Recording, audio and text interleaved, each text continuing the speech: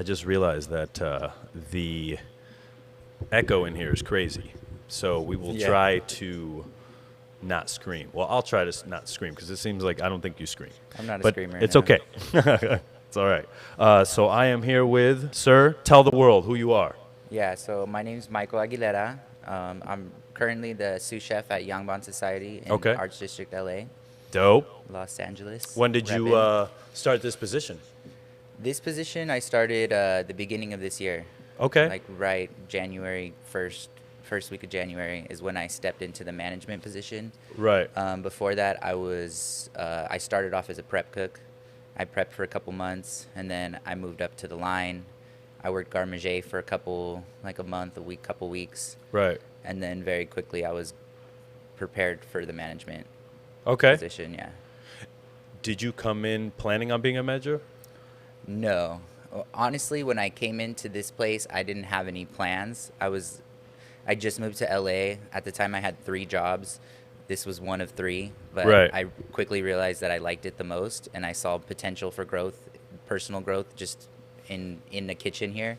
Right. And then once I moved up to the line, because the daytime and nighttime are a little bit different in terms of like who's working and just what the work is.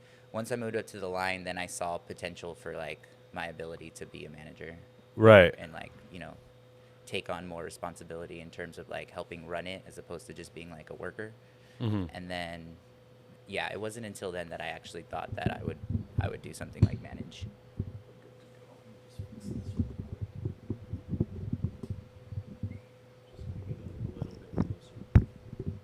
You're good there. Cool. All right. Can you hear yourself a little clear? Yeah. So these are I'll just school you a little bit. Cardio ID microphones. There's like a bunch of different microphones. Yeah. So if you're directly in front of it, it makes the sound better. And like I said, feel free to manipulate if Yeah. you need to. So Michael Aguilera, super excited to have you on the show. As you know, I got a lot of history with Chef Kat and Chef John from Meadowood, and they're truly, I consider them my mentors. And I don't know if you can kind of speak to this, but I feel like there's a little bit of similarities between Korean culture and Latino culture.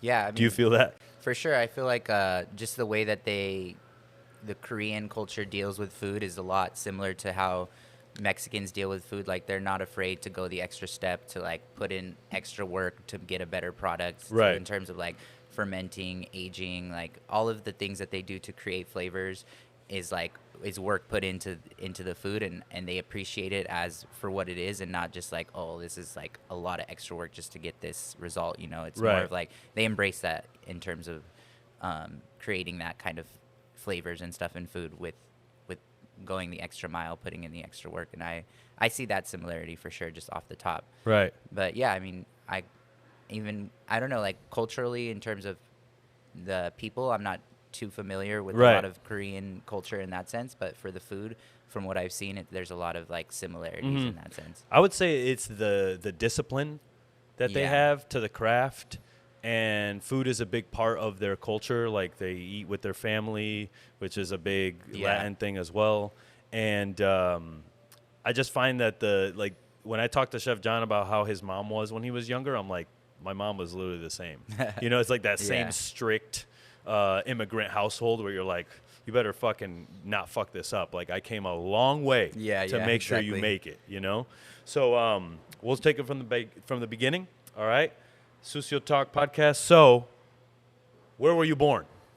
I was born in the Central Valley of California, Fresno, Okay. California. Fresno. Yeah. Hometown of Beans from Even Stevens. Yeah. Really? I didn't even remember that. Yeah, that's Yeah, true. that's how I only know Yeah. that because my boy John Tyler Franson, who's R&D chef, I believe, for Chef Costow, he used to live in the town, and he was like, I used to sell weed to Beans. And I was like, damn, Beans that was sounds buying about weed. right. Yeah. Right? Yeah, so I was born in Fresno, California, born and raised. Right. Central Valley, yeah. It's an interesting place. Heard that. I didn't mean to snitch on John Tyler, by the way. So what was food like growing up? I grew up eating a lot of Mexican food, honestly. My grandma immigrated here when she was a lot younger, probably in her like late teens. Uh-huh.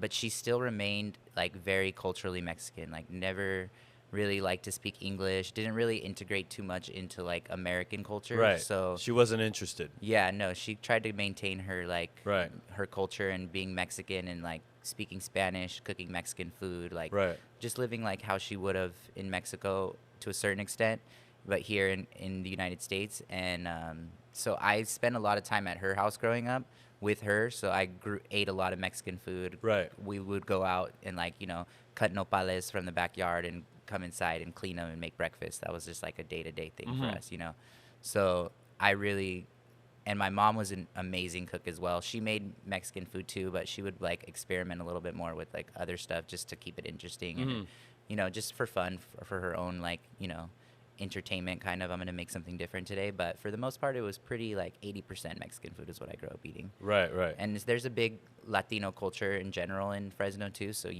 that's like the food that's around, that's close, that's cheap, that's, good. You're going to get a good, satisfying meal and not like spend a lot of money and just day to day. So right. that's what I grew up eating, basically. Cool. Yeah. What were activities that you were doing when you were young? Like, were you into sports? Were you into watching TV, video games? Like, no, I wasn't really too much into sports, honestly. I was kind of like a nerd. I went to like a little bit of a kind of like school for the advanced, I guess, or like the people that were more focused AP on school. Yeah, like AP kind of GATE program stuff.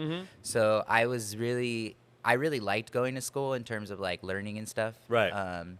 But I didn't have a lot of school spirit, I guess you can say. I hung out with like a bunch of the like, like the punk kids or like the rejects or whatever. Right. And then I was into art a lot, but I didn't consider myself like a good artist in terms of like painting and drawing. Were you attempting to paint and draw, so learning? In my teenage years, I would paint murals. That was like kind of like the only project I did outside of school. It was like I was part of this mural program where it was kind of to like take kids from like going to the streets and stuff. Yeah. So we would, after school, we would get together and design murals, and then we would find like places that would allow us to paint them or that would contract us to paint them, and then we would go and like a group of us would go and like put up these huge murals on walls of just like different stuff all over town. So I was mural painting for like the end of my teenage years, which was something that I did that was like really, even to today, it brought me like a lot of cool things to my life, that just a perspective of art and community and just like being part of something bigger than just, going to school every day, kind of Right, thing. right. I always thought that was weird that we make schools for people that are good at school, but then we don't turn around and make school for people that aren't good at school. Yeah. And maybe we'd have more people in the workforce, like, vocational school is kind of like that. Yeah, exactly. But I feel like we just need more. Like, there was a high school, it was like a couple towns away. They taught farming and like equine, like horses and cows and shit. And that was like their high school. Like that was the thing.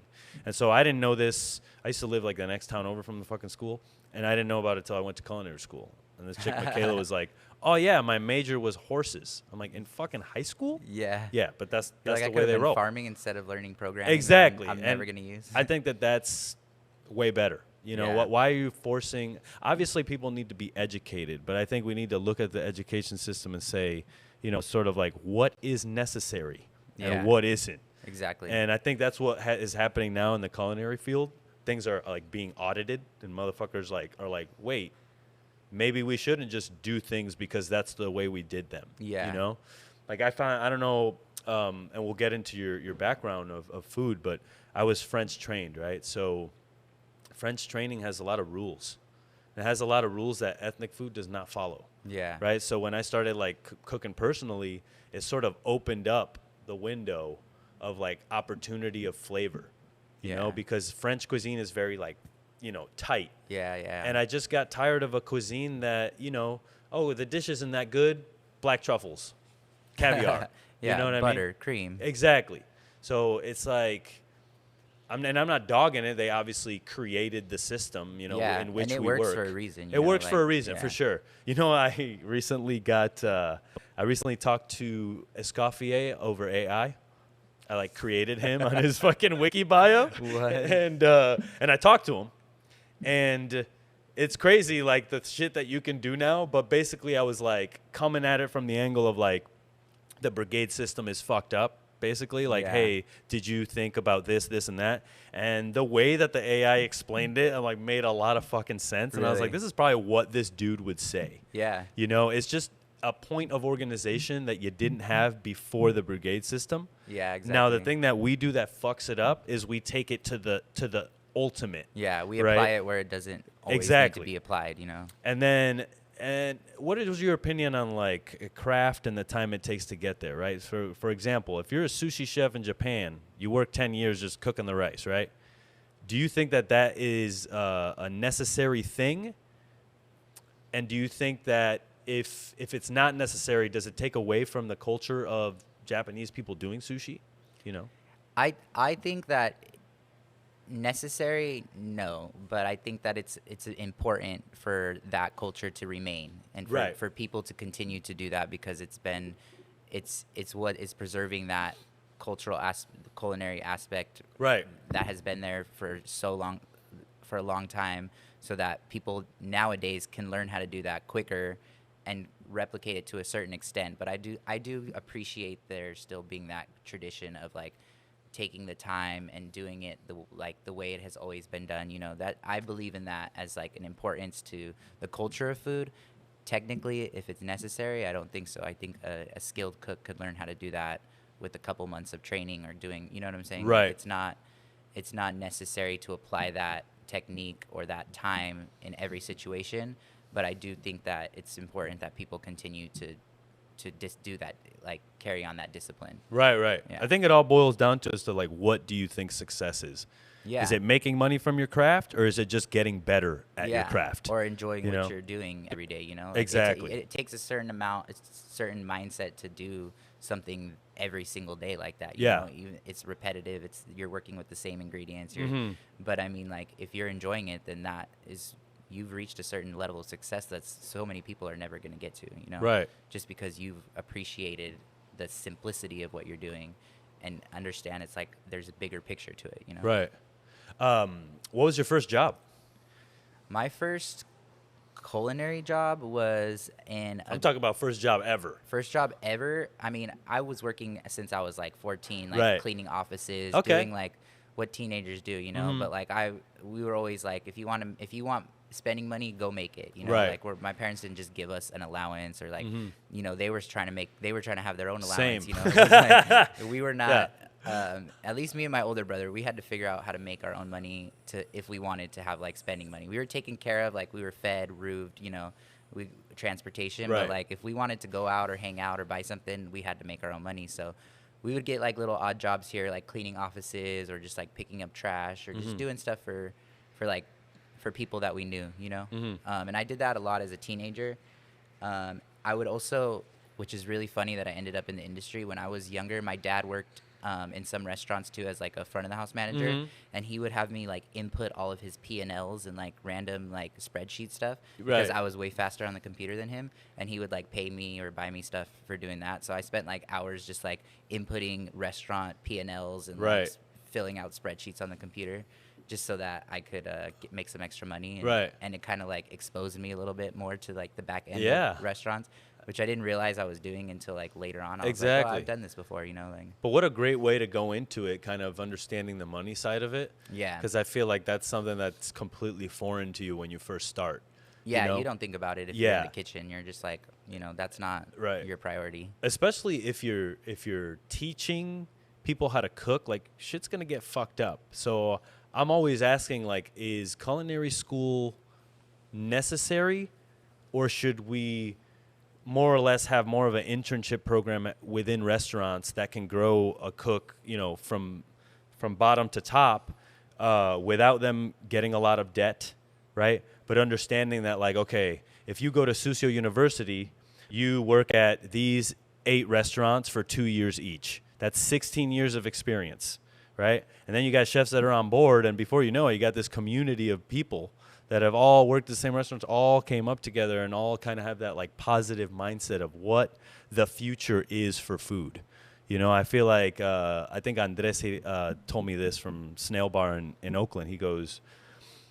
He's like, you like people don't know what they like until you kind of show it to them. Yeah, you know, and like so.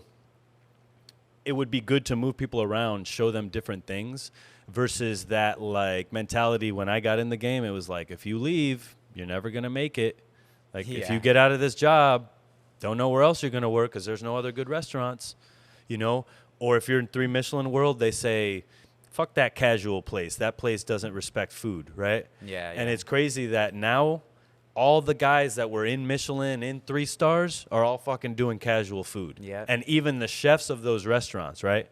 I have a feeling and I think that everybody kind of just tried to be Thomas Keller, whereas that they should have just tried to be themselves. Yeah. And that's kind of like the Daniel Pattersons, the Skeens, the people who are these big name chefs during our era, but now don't have fucking restaurants, don't have a legacy anymore, right? And you got all these cooks that are displaced that have terrible fucking relationships with their mentors. Yeah. And I'm like, who is doing something about this? Because they're all traumatized. Exactly.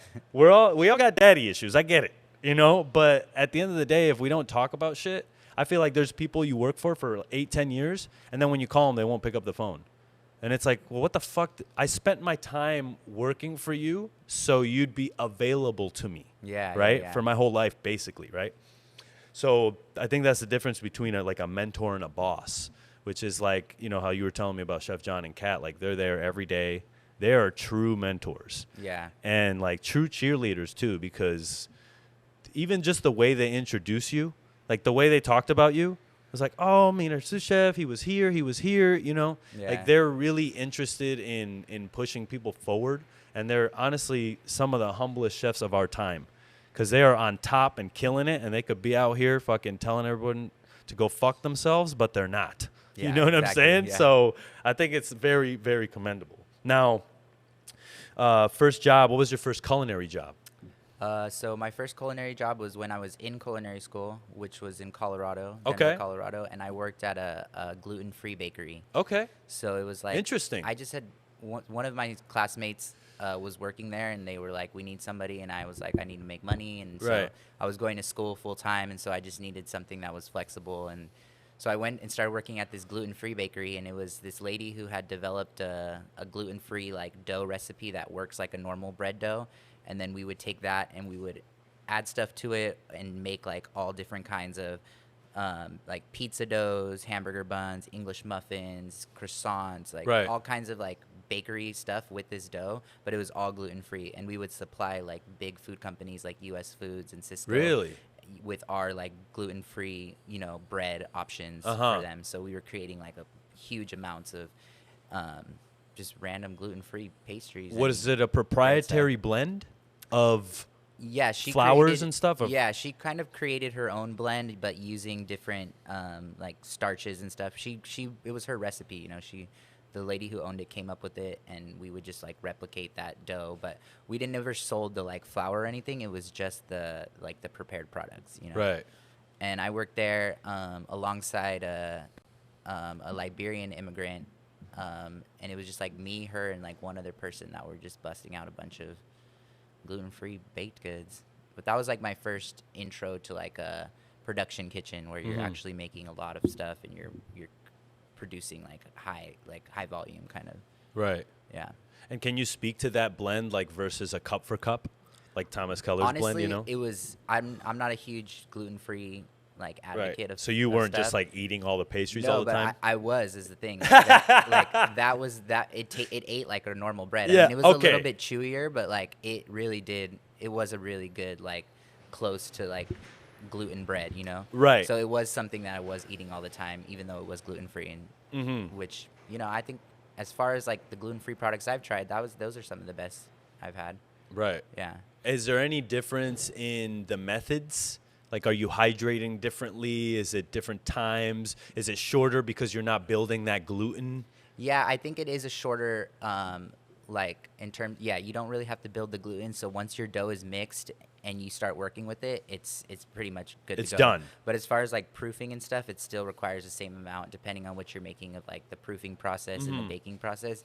But in terms of like mixing, resting, and using the dough, that it cuts the time like, Right. by in half, you know. Do you find when you're working with it that it is like bread dough? Yeah, it works like bread dough. Really? You knead it, and like it works exactly like a bread dough.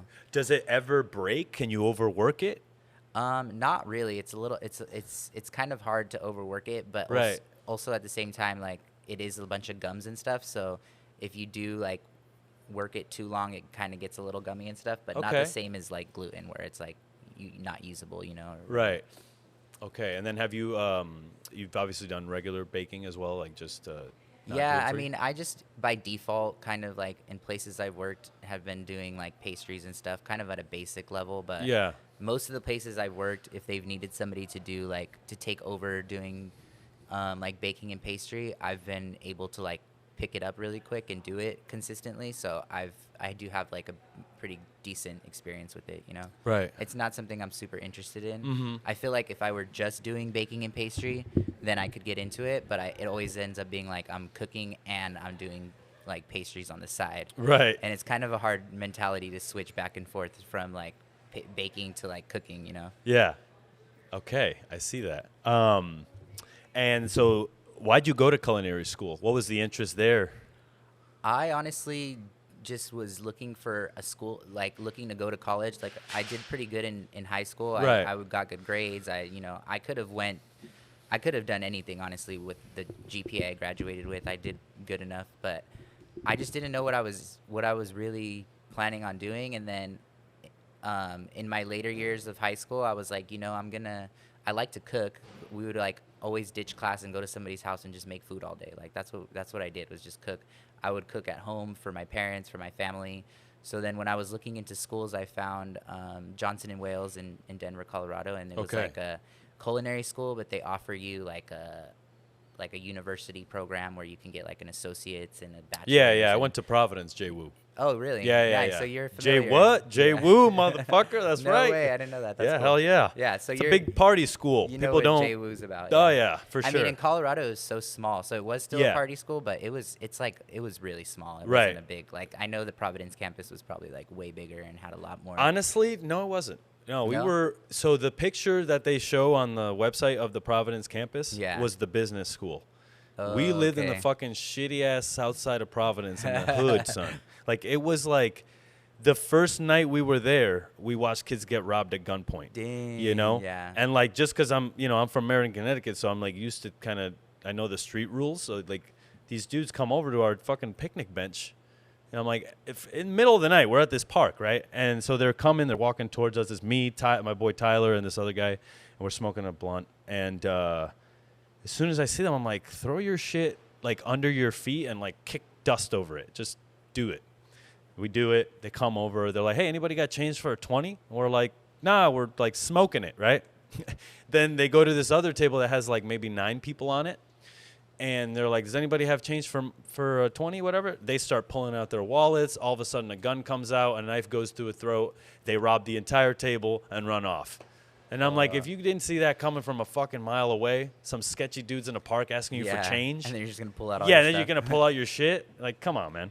That's not right. Yeah, that was. But how was J-Woo Providence for you guys? Were you guys in a cool neighborhood? Like, what was it? Yeah, it was a nice neighborhood. Right. It was like in Colorado, but in Denver, but like kind of like the outskirts of Denver, where it was more of like a suburb kind of.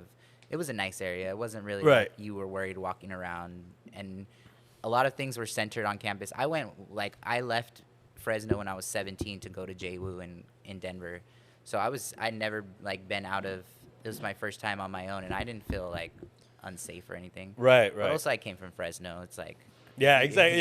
You're when you're already used to it. That's the thing. You're like, It was like an upgrade to me. Yeah, I was like, exactly. oh, there's like really fancy here. Yeah. I need to make sure. I was pissed because it was the same Yeah. as I was like, what the fuck? Like, Yeah, I thought I made it. I was like, I'm out of Fresno. I'm like, in oh, this, there's a nice Broad Street where all the neighborhood. Spanish people are on, all the fucking Dominican, Yeah. Puerto Rican restaurants. I'm like, this is like fucking, But it was a nice way to like move away from home, because Right. it was comfortable, it was chill. It's culinary school, it was fun, Mhm. Did your parents have a problem with you wanting to do culinary? Not really. I think they kind of wished I would do something more because a lot of my family has worked in the industry, but only because they had to, not because they wanted to. So to Right. them, it was like, So like, why would you really, do you're gonna something go that I cook? hate? Like, Yeah. yeah, and they're like, when you have these good grades, you're obviously smart and ambitious. Why are you gonna go cook, kind of thing? But they never really told that to me like that. I just kind of felt it, Yeah. But I don't think they realized where I was going to take it, because now Mhm. they're like super proud that I'm a chef, that I've cooked in other countries, that I work here, like Right, they're just, right, like, right. they're stoked about it now. But like, I think at first they were kind of hesitant, like, why does he want to do this? Like, it doesn't Right. make any sense. Yeah, my mom never worked. She worked at McDonald's, but she never like worked at a restaurant, so she never got into like the culture of Yeah. it. And for her, it was like exciting. Oh, he's cooking. Like my son cooked. That's cool. Yeah, yeah, yeah. But I could definitely talk to a lot of chefs who are like, my parents thought I was crazy. Yeah. Which is kind of fucked up sometimes. How long did you go? Associates or bachelor? I just did the associates. Okay. The idea was to go for the bachelor's, but once I did the 2 years and they were like, and I got my associates and I was already working, I was like, oh yeah, I gotta just get into, I just want to work, Where were you working? I was working at the bakery, The and then bakery, I yep. ended up doing an internship and kind of working for a little while at this other Italian restaurant. Mm-hmm.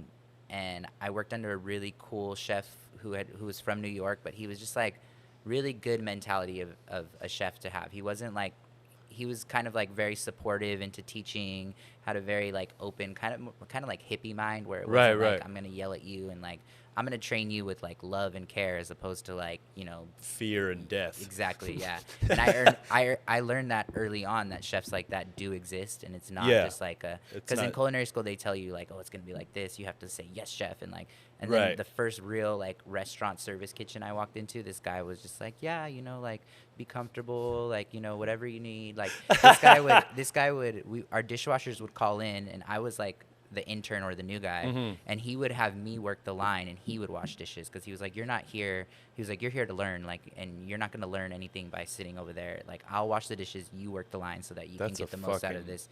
And like, I should have been the first person that they put on the dish pit, because Right. I was at the bottom of the line. Makes sense, yeah. But in his head, he was trying to like change the way that people think, and like he was Right. like, no, that you're gonna learn, because that's what you're here for, and I'm gonna work because this is my business, and like I'm responsible for that. So Right.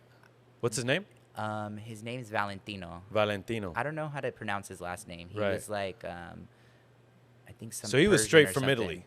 No, he was Persian, I think. Okay. Yeah. Got it. Oh, his- fucking crazy. But he was a really cool guy, and he definitely inspired me to be like, this is what I want to do. Right. And I want to do it like he's doing it. You know, Mhm. like I don't want to do it like they're telling me in culinary school it's going to be. I want Right. to be like this kind of chef who is being progressive in his mentality of how to be like a mentor. Yeah. Mhm. It's not just a boss. He was a mentor to everybody, and like it taught me that like, yeah, that does exist in the industry. It is Right. something that's achievable, How long did you stay there? I was there for probably about a year, Mhm. and in Denver, I was only there for the 2 years I did school. Okay. So I did Got the it. first year. I was like in the bakery for like 8 months, and then Mhm. I went and moved and did my internship and worked for him for about a year, I think. Right. Yeah. And then you just want to kind of out of Colorado? Do you want to come back home or? Yeah, what did I you- ended up going back to Fresno for Mhm. a little while. Yeah, after that. Got it. I wasn't sure. Yeah, I think I just, I don't know why I went back, but I was like, I'm going to just go back to Fresno and see what Right. I can do there. See what I can do. Yeah. Heard that. And what did you do in Fresno? So I ended up getting a job at like what is considered the best restaurant in Fresno. Like, it's kind of hard because like there's not a lot there, Yeah. but there are people that have a lot of money. So Mhm. there's this restaurant there called Crack Pepper Bistro. Crack and Pepper Bistro. Yeah. Kind of sounds like it's going to be really bad at the beginning. Like when you crack pepper. Yeah. And then you're like, you know what I mean? Like, what is the It next? was definitely like the most bougie, like close to fine dining. Right. New York steakhouse vibes. Yeah, like Yeah. a lot of like grilled meats and lobster and like scallops. That's what rich white people like. Yeah, rich white people food, like Californian cuisine. You Yeah, know? yeah. But honestly, that restaurant taught me so much. Like I worked for a chef who was from Lebanon. He was an immigrant. Oh, dope. He self-made, like created his success by working through restaurants, and then opened up his business there. By the time I started working for him, they had been open for like 6 years. and we're like at the top of the everybody knew the name Cracked Pepper Bistro in Fresno. It was like, it was a place to eat, you know, and like people would go there as like their special events, and like it was just it was the highest I could shoot for in that town. So I applied, and he hired me, but I ended up working with these two Mexican sisters from Colima, and they literally like just grilled me into being like a great cook. Like, That's amazing. They till today are two of the best line cooks I've ever worked with, and they're like my tias. They're like Right. 35, 40-year-old Yeah. little like senoras. They're like, they have no interest in being chefs. They have no interest in the culinary Yeah. industry. They just work. They just cook. They're just workers. Right. But the things that they have taught me, just from like little tricks to like just the mentality to have in a kitchen, I still take it with me for Right. today. Like, I think about them every single day in my work and that what I do. Right. And they were also inspired me to go on to like go to Mexico and do a lot of other things. And I worked there for like almost 3 years, and I worked my way through that whole entire kitchen. I started garde manger, I worked sauté, and then I finished off on the grill. And I was like I worked every station 5 nights a week. Every day they were open. Like, it was really what like solidified me as a line cook, as a cook, as a Right. someone in the Cut your industry. teeth. Yeah. Mm-hmm. It taught me a lot. Okay. And then on your way out, are you sort of thinking like, where am I going to go next? What am I going to do? Yeah, so my plan was, okay, I need to get out of Fresno for number one. Literally Like, everyone's plan that lives in Fresno. yeah. It's either like I'm going to stay here Yeah. I'm going to get married and have kids and stay here forever, or I need to go. And I was like, I need to go. It wasn't really like, the restaurant environment wasn't healthy for me there, because people were just partying, and it was like, Right. I was right, like, what am right. I doing with my days now? You know, I learned everything here that I could learn. So now what am I doing? And so my plan was to go to San Francisco or like a bigger city and try to cook there. And I ended up having one of my friends who was the GM at that restaurant had moved up to Humboldt County in Northern California. Okay. Because her boyfriend was going to college out there. Right. And she started working at a restaurant and was like, well, I hear you're trying to move, and I know you want to go to San Francisco, but I'm up here in Northern California, and I can get you a job, and like, it's a really cool place to be, and like, basically like selling Northern California to me, like Humboldt County. And I was like, well, I'll just try it and see what happens. And so then I ended up going up there, and that also ended up being a great opportunity. I opened a restaurant. I had an executive chef position at 24. Like, I was running 2 restaurants while at the same time. Like, it ended up being a crazy, great experience for me. Yeah. But yeah, I was just like, I want to leave Fresno, and that just opportunity presented itself, and I went for it. How long did that whole endeavor? That was like about 3.5 years. 3.5 years. Yeah.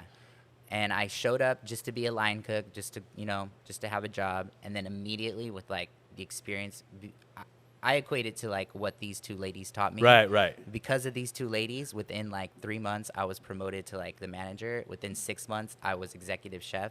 Within a year, I was opening a second restaurant, and I was designing the menu. Right. Like, it was just like, it like springed me forward so fast Right, in the yeah. industry.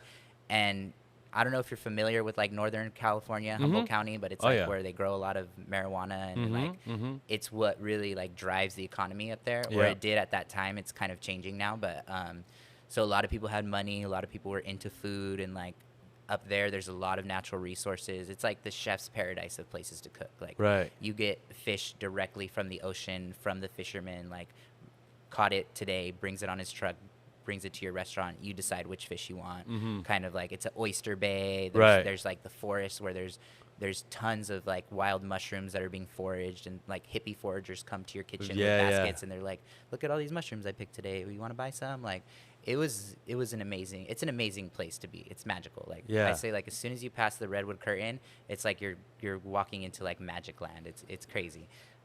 Really? But yeah, I cooked up there for a while. I opened a restaurant up there. I still have a lot of ties. Like, I go back there. I did a pop-up like last November there. And just Cool. because the opportunity presented itself, I know people there that own businesses. Right. And it was such a success. Everybody was like stoked. Like, it's just a cool community in space. Yeah. It's just kind of small town Philly. You know, it's really easy to create a sense of community. A community. There. Yeah. Okay. And then what is your food? What is the pop-up menu? So the pop-up menu I did was so I came back from Mexico City. I traveled to Europe, and then I was like, this was my first time coming back to Humboldt after having traveled for so long. And I wanted to kind of create food that was like with things that I learned and flavors that I learned in Mexico and like just throughout my travels, but using ingredients from that area that were like seasonal and like. So I went to one of my friends' farms who I had worked on, like during the pandemic. I went up there for a couple months and worked on their farm, and I harvested a bunch of stuff that was available during that time, and I centered my menu around that. And so it was like kind of like farm to table, but like Mexican, kind of finer dining Mexican. Right. So I did like tostadas and like chilatole and like tamal, but with like the ingredients from those farms that were like available at that time. Right. Because it's a very like seasonality kind of place, because it is Northern California, but they have a lot of rain, and like it is a colder area in California. So like certain like spouts of the year, they'll have different stuff available, and you kind of like got to jump on it during that time. So Right. But I really like I showed up, I harvested from the farm, and then the next 2 days I cooked and prepped and did like 2 dinner service. So everything I used was like harvested Amazing. within days. Yeah. And then from your hands, dude, I know that hustle, and that is fucking hard to do. So Yeah, it was honestly, I didn't know how I was going to pull it off the whole time, because Right. I was working 3 jobs here before I did that. Right. So I went from I was working 3 jobs, and then I was like, I need 5 days off so I can go do this. And then I went and like did all that in 5 days, and then came back. Right. It was And just then like- to work, right? Came But back to work. it was cool. I mean, Yeah. I had fun, and the fact that I pulled it off and it was a success was like really Right. you I know, think that's what rewarding. keeps us in it. Yeah. You know, it's like we get to the carrot is dangled every day.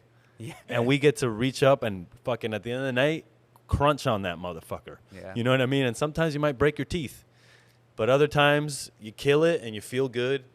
And I think chefs do a really good job of, not all of us, of like letting shit go. Like we'll have our hard time, we'll have our fucking mopey shit, but then afterwards we're like, okay, back to it, you know? Yeah, no, I think that's super important, is to like every day realize that, okay, I finished the day, it was what it was, but then tomorrow there's a new day. You know? Yeah. Tomorrow's going to have different challenges to present itself, different like fires to put out, different like successes that you're going to have, and you got to just kind of like move forward, you know? You can't just sit there and lick your wings for too long, otherwise you're going to be stuck in this like Exactly. down mentality, you know? Don't take it home with you. It's like, all right, it happened, we're done. Yeah. Well, just don't do that tomorrow. Right. Or do it better tomorrow. You Exactly. Know? Like, I always said there's a coat rack outside yeah. the for fucking your door. problems. Exactly. And you just put the fucking work coat on when you come in, take it off when you leave, and then we'll be good, you know? Yeah. Cool. So you traveled a little bit. What inspired that, and where's the first place you went? Yeah, so after I did Humboldt, Right. you know, I opened a restaurant there. I also quickly like outgrew that community in terms of like I had opened a restaurant. It was very like successful in terms of like immediately it became like one of the best restaurants in that little community. Right. And so Which is huge. I felt like I wasn't really learning anything anymore. I was just teaching people, which Right. I enjoyed to a certain extent, but I was really young, and I felt like the person I was becoming to in order to be like this boss of so many people I wasn't ready for that yet. You know, like I still felt like I had some learning to do myself, and that I was like kind of like faking it till I make it kind of thing, which Yeah. worked, you know. But at the same time, for my own personal growth, I felt like I was like, I wasn't really giving myself all that I could in order to like learn and reach my full potential.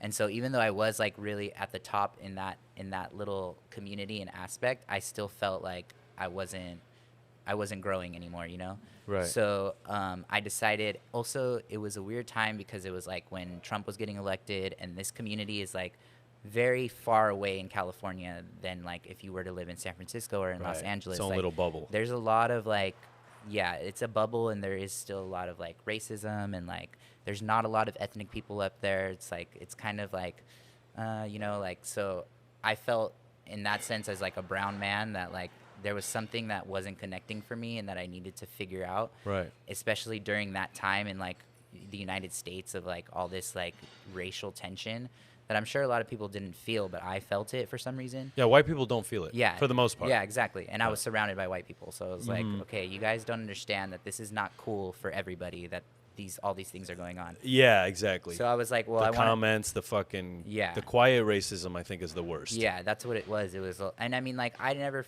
experienced like too bad of racism there. As far like, honestly, I experienced it more in Fresno than I did there.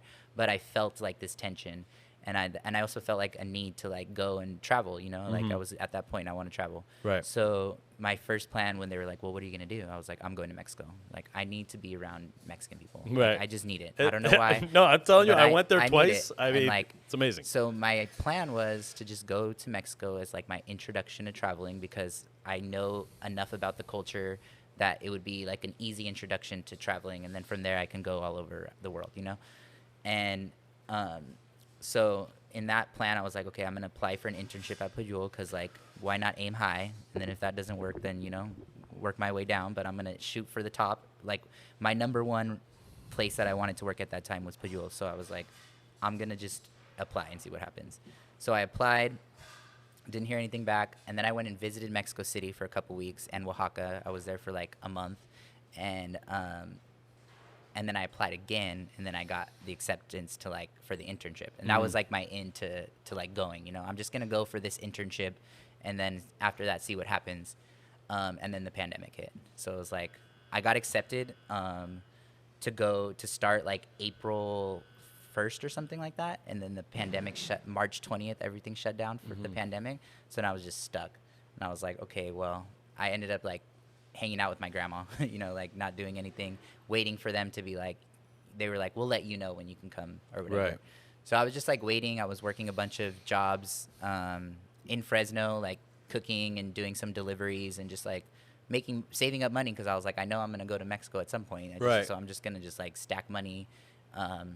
And then they hit me up and were like, okay, you can come in the summertime for your internship. So then I just went and I started my internship there. I did like just the 3 months of an internship, and then they ended up needing me to stay on, because like I told you, all of their staff was like leaving. They were like so short staffed, and I had really quickly like learned everything I needed to learn, and they put me on salsas, and I learned that whole station really quick as an intern. It was like, and so when my internship was up, they were like, if like we want you to stay, we want to like hire you on as a cook. So then I stayed with them for as a cook, but not really. Like, I wasn't really hired on because I didn't have a visa. So I was Right. I was kind of like, I was a cook, but I wasn't technically like contracted. Right. Because I would have to get a visa first. Right. So a And little so- under the table action. A little bit, I yeah. hope. Yeah, I mean, I wasn't getting paid what everybody else was getting paid. Right, but right, yeah. I was getting paid more than if I was an intern. So Yeah. To me, it was cool. I had saved up was a bunch worth of. it. I had saved up a bunch of money anyway, so it wasn't like I was like needed to work to live there. I was more just like doing it for the experience, you know. In general, I did that whole thing for the experience, not to make money. Right. And Which is almost the best thing you can do in life. yeah, if you're just trying to make money, that's all you're gonna get out of life. Yeah, Like, exactly. And that's like not. There's millionaires that are fucking so sad. Like, Yeah. it's sadder than poor people, you know? And it's like, money isn't all that's worth it. Yeah, and so I worked as the salsero there for like 6 months, and then it was still during the pandemic. Crazy times being in a restaurant, especially that kind of restaurant. Like, everybody was just like all over the place. Everybody was like chickens with their heads cut off, because like people were getting sick and calling out, and like there was all these procedures that we had to do, but they were still trying to operate at like a high enough level to cover the costs, and it was a shit show, honestly. It was my grand dream to work at this restaurant, and then I got there and I was like, what the fuck is going on? Right. This is not cool in any aspect, you know? Yeah. And then Mexico City shut down again. Like, they shut down the city, which means the restaurants had to close and Right. everything. During like the Were people quarantined, staying inside, or were there Yeah. parties? well, I mean, it's Mexico City, so That's what I figured. yeah. But they shut down restaurants again, which Yeah. was a big thing, because they have like this stoplight system. So like, based off what color that the government says we're on, like certain businesses have to operate at certain Right. levels. So it reached like the worst one, where it's like, okay, everything has to shut down for a couple weeks. Because of like Christmas and the holidays and stuff, they like strategically were like, okay, this period of the year we're gonna shut down. And because I wasn't technically contracted, and because like shit got really tough before like those last couple weeks, I was just like, you know, I came here, I did what I came out here to do, and like I feel like I don't have time to enjoy my travels. I'm just working. Like, you know, at that point I was working 16-hour days, 7 days a week. Like, literally no time to, barely enough time to eat, barely enough time to like do laundry. It was work, work, work. So at that period when they were like, okay, you guys, we're going to kind of like close. We don't know what's going to happen when we're going to open. I was just like, you know what? I'm just going to part my ways here because I'm technically just here like for me. You guys, Right. You guys aren't paying me what I should be getting paid. I'm not like, You're still getting roasted the same. yeah, Still get treated still like getting a fucking yelled at. employee. All Yeah. of my mise en place is getting thrown on the floor by the chef. Like, it's yeah, just I like, heard the dishwashers were fucking crazy too. I mean, the dishwashers were, when I was there, were pretty cool. It was the chefs that were like Crazy. they were crazy. Yeah. Right. And like everybody just accepted it as that's what it was. Well, And it's the best restaurant in town, right? yeah, they would say it all the time. Best. We're the best. We're Right. the best. And you guys are machines, they would say. Mhm. And like it was cool. I mean, honestly, I learned so much from being there, but that mentality is not healthy for anybody to be in, physically or mentally. Right. I would come home and my brother was like, "Are you on drugs, bro? Like, what's going on?" And I was like, "No, I'm just like tired and hungry." Like, Right. I was like so skinny and so like Yeah. broken down. But in my head, I was like, I'm like, you know, I'm completing my dreams. Like, This is it. Yeah. And so then I was like, no, you know, there's like bigger things out here for me in Mexico. Like, I immediately fell in love with being in Mexico. So Okay. I left Pujol and then I traveled around.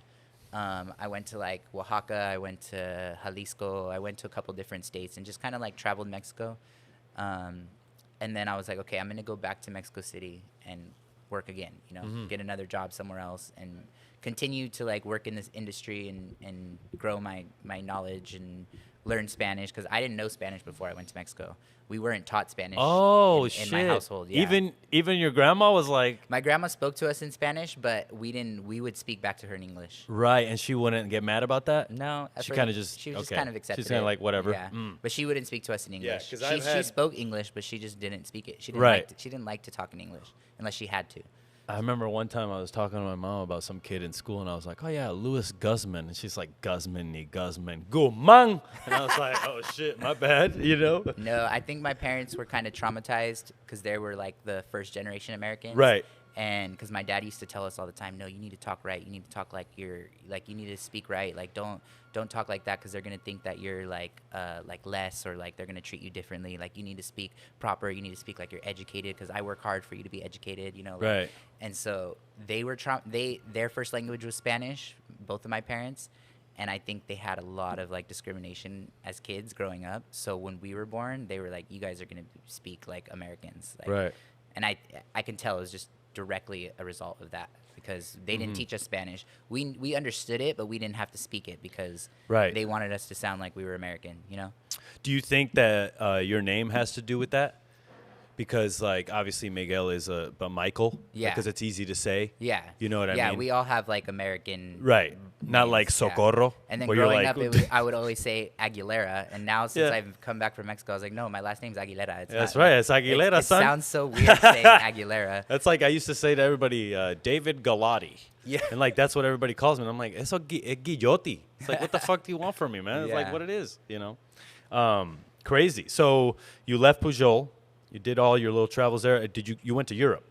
No, I went to Europe recently. That's okay. Before, like when I came back to the United States. Okay, yeah. got you. After Pujol, I worked at this other restaurant that was also like a high-end fine dining restaurant in Mexico City called Amelia or M, under a chef named Lucho Martinez. Okay.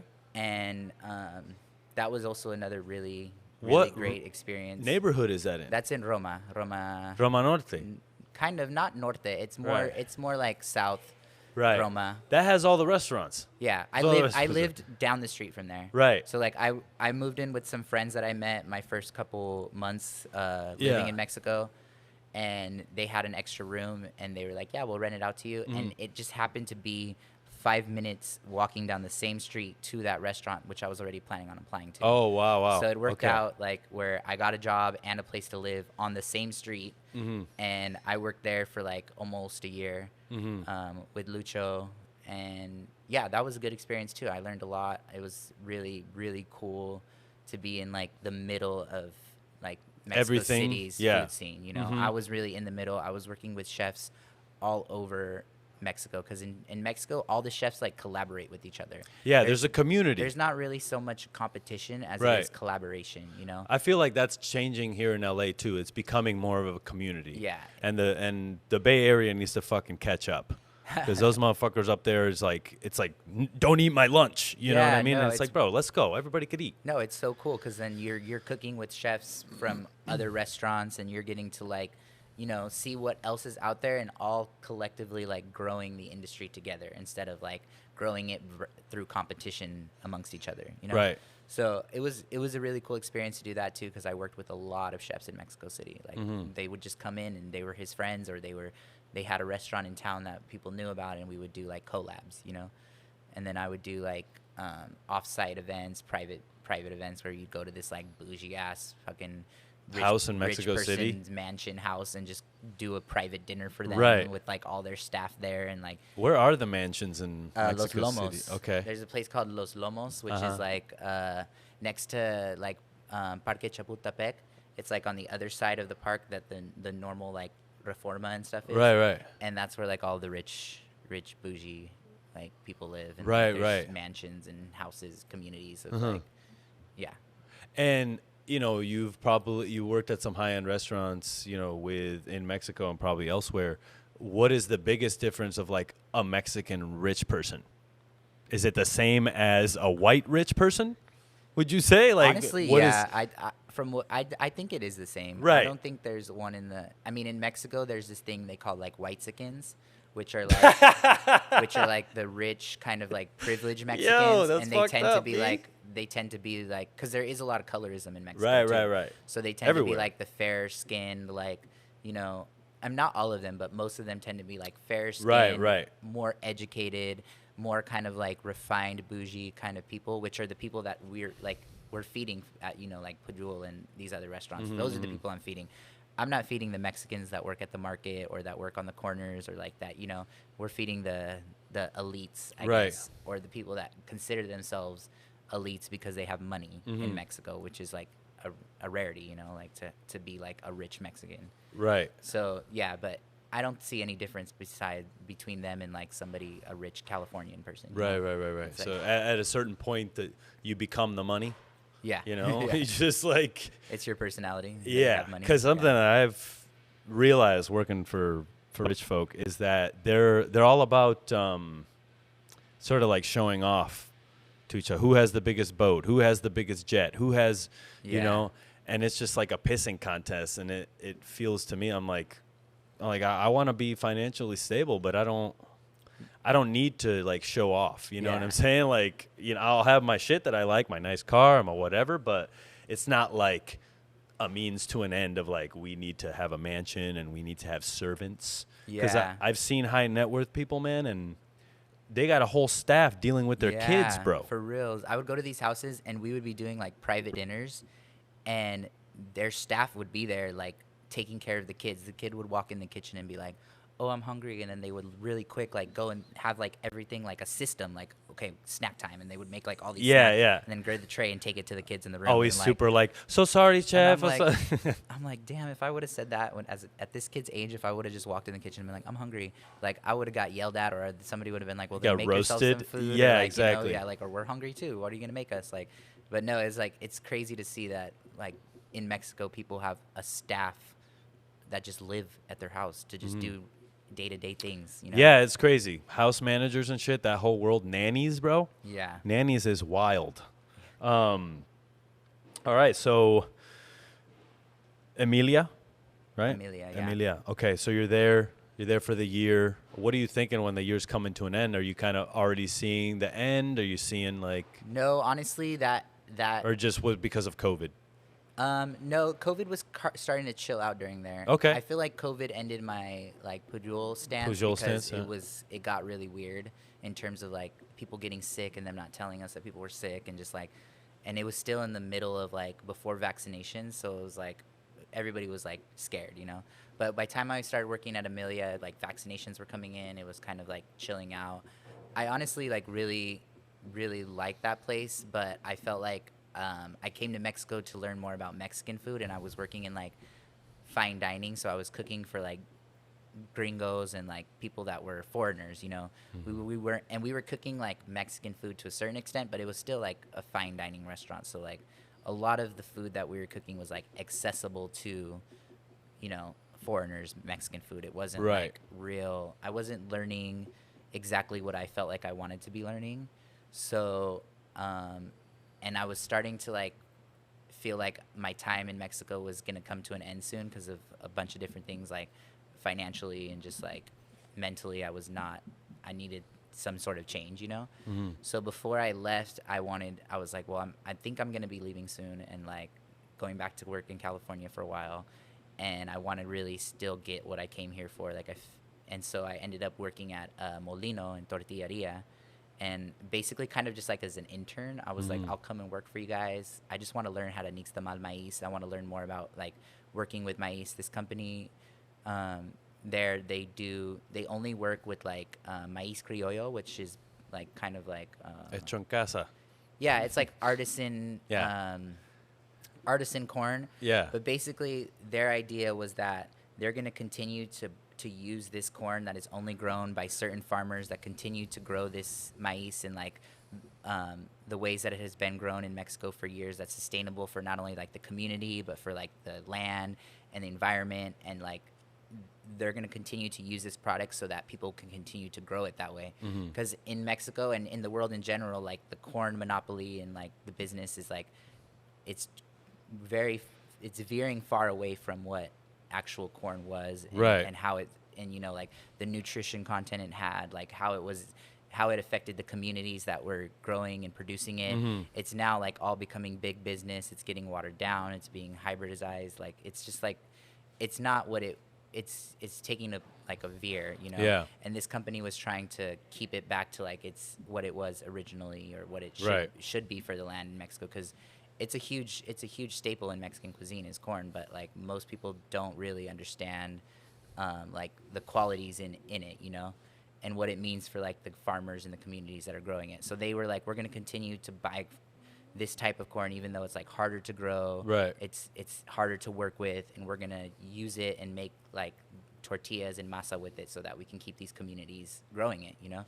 And so I started working for them. I learned how to nixtamal maíz. I learned how to make tortillas. I learned all this kind of stuff about masa, and that really just opened up my world too to another like what I want to be doing, you know, is like working with that ingredient, that product, continuing that kind of work going forward, you know. Right.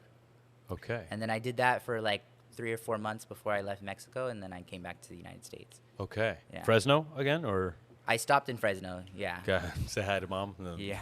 and then bounce. I always go back to Fresno. Yeah. For, like, I mean, all my I family. mean, it's home, bro. Yeah. You know, it's all good. I could just chill and it's Yeah. cool, you know. And there's work there for me too if I need it. But yeah, so then I moved back last year to the United States. Okay. So last year you moved here. What are your plans? You want to start your own restaurant? Do you just want to get the lay of the land? Honestly, right now my plans are focused on here, being Right. here. Yeah. I wasn't sure for a while. I didn't really like LA when I first got here. I was kind of like a rough transition for me. What didn't you like about it? It just was like, I don't know, it never had drawn my attention before, and then I got here and it was just like really confusing. I didn't really like that, like how much like there's so much like money and bouginess, and then also so much like poor and yeah, like yeah. dirtiness, and it's like on top of each other. It's like you see like Yeah, it's kind of crazy. fucking rich people in Balenciaga stepping over like homeless people on the street. Like Right. it's like it's so close to each other, and I don't know. There was just a lot of, personally, the people I was hanging out with were just not good people. It was just like it was really rough coming here. It wasn't like a smooth transition. Like all my other moves before this were smooth. They happened like Right, naturally, right. Sounds like you know. It was like an opportunity presented itself. It naturally happened, and here it was like I really had to work to find like my place, my niche, like feel Right. comfortable. And it wasn't until I found this place and started working here that I felt like, okay, this is something that is like, you know, significant for me, and I can Right. actually, you know, like learn and grow here and just take like the next step into my career. Right. I mean, eventually I want to work with maíz again. That's my like long-term goal. Right. But right now I'm still trying to, you know, refine my especially here, like refine my management skills, refine my people skills, my ability to not just be a great cook, but also to like teach people, Right. and to like learn the interworkings of what it is to actually be somebody responsible for like running the business as opposed to just like a worker. Right. Like I went to Mexico to work, not and to learn, and now I'm like here learning to like teach and to run shit. Right. So Right, that's kind of like the phase I'm in now. Obviously, as a cook, as a chef, as somebody that is like determined and driven, I do want my own place eventually, but it's not like my main goal right now. Right. And the thing is that it doesn't need to happen right away. I think we all get mixed up with like youngest Michelin chef. Yeah, no, And I it's have like, no bro, interest in being like, yeah, I have no interest in being a young like entrepreneur. Right. It all come in its time. Yeah. You know what I'm saying? I think for a while that was the narrative. Like, if you're not a chef owner, then you're trash. And it's Yeah. like, why can't I just be executive chef somewhere and like have someone else pay for the fucking light bill so I can focus on the food? Yeah, Right? exactly. Like, why do I need to Yeah. like? Because I remember I grew up in a small restaurant in Rhode Island, and they had issues. So like the purveyors would come and be like, we're not dropping until we get a check. You know what I mean? Dang. That kind of shit. It And was like, rough. and now you realize that it's not necessarily like their fault. There's a lot of things that happen. No matter how much you care about the food, if you don't have people coming in through the door, if you're doing something too new for the area, you're kind of fucked. And it's sort of kind of like finding that middle ground of how we do the new but don't forget the old. Yeah. Kind of like bring everything back under review. Like, okay, we've done this for years. And then it's like Libby's pumpkin puree, for example. Makes the best pumpkin pie. Yeah. You ain't going to make better than that, right? And that's just like, as a chef, I feel like the humble ones are like, they understand that. And then the ones that are like, no, my fucking pumpkin pie is the best. You know what I mean? Yeah, It's yeah. like, come on, bro. Like, someone's grandma's pumpkin pie is better than the greatest chefs in the fucking world. Yeah, You know what I exactly. mean? And I feel like that's what you sort of get from Chef Kat. Like, she has got this motherly way about her that she Yeah. doesn't even realize she has. Yeah, And it exactly. makes you be like, well, I want to do fucking whatever I can to make sure that this woman is happy and making money. Yeah. And like, That's so funny because that's really what I think too. Like the first day I tried her she made family meal like soup. And I tasted it, and I like felt like my grandma was like hugging me. yeah. Like I don't know why this Yeah. fucking soup like made me. I had like this emotional experience, and Yeah. I'm like, this woman just made family meal. It was Yeah. not but there's so much love in it, Yeah. And then like, yeah, and I see that too. Like I'm here to support that. Yeah, exactly. And that's I think that's honestly what kept the longevity of me at the restaurant. Because you're serving those fucking rich white folk and whatever it is, and you're having hard services, but like that at the end of the day they care, versus somebody who's just railing you because the big boss upstairs cares. You know what I'm Exactly, saying? yeah. And so I honestly, I just think that how much they take on of like the individual person who works for them is unmatched. To this day, I've never seen it anywhere else. You know what I'm saying? Yeah. So they're truly one of a kind, and I can't wait to see sort of the empire they build out of this place. Because once this place pops off, there's no telling like what they can do. And I'm so excited and happy for you to have this position for sure. Yeah, thanks. I mean, it's been great for me. I feel like I came in at a good time, and it's mutually for me and them, like, beneficial. We're like, they're helping me, I'm helping them, so it works out pretty good. Dope, man. Well, it was a fucking damn pleasure to have you on the show. Yeah, thanks for talking to me. Yeah, no worries, man. I can't wait to shout you out. And, is there anything you would like to say to your family right now? I mean, my family, they know. They know what's up? They know that All I right. appreciate them, and I'm here for them first and foremost, They How get about it. a young cook out here trying to make it? What would you say? I think what we talked about when we first started was just like being true to yourself, and like not feeling that you have to do something to be a certain way, or like, like what you believe is right, and like do it for the reasons that you want to be doing it, not for like the clout, not for like to be the best chef ever, not to like open the highest end fine dining restaurant for any Michelin stars. Like do it for yourself and like grow, like compete against yourself, be better for yourself, and like everything else will fall in line. Right. chasing these accolades or chasing something that other expectations are not going to get you anywhere. Right. Or they're not going to make you happy, you know? You got to really just stay true to yourself and do what you do for the reasons that you want to be doing them, you know? Right. That's it. Fuck yeah, Chef. Heard that. Sucio Talk Podcast. Live from Yangban, LA. Come down here. What's the address? 712 Santa Fe Avenue. All right. Arts District. Arts Los Angeles. District. Right across from the Stumptown Coffee. And what's this other coffee place over here? Kodo, I think. Kodo? Yeah. Okay. Dope. All right. Peace out, guys. Signing off. Get a little peace sign in the camera.